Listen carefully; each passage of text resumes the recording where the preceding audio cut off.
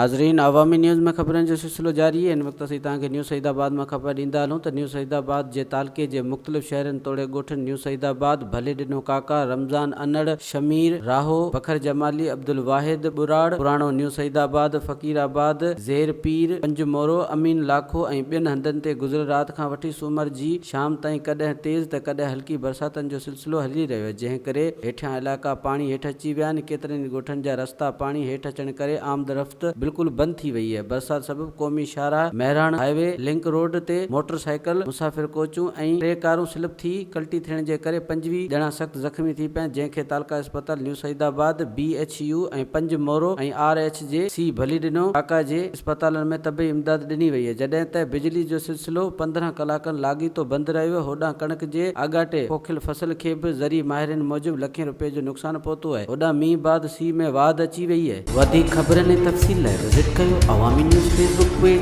YouTube page ऐं अवामी news website.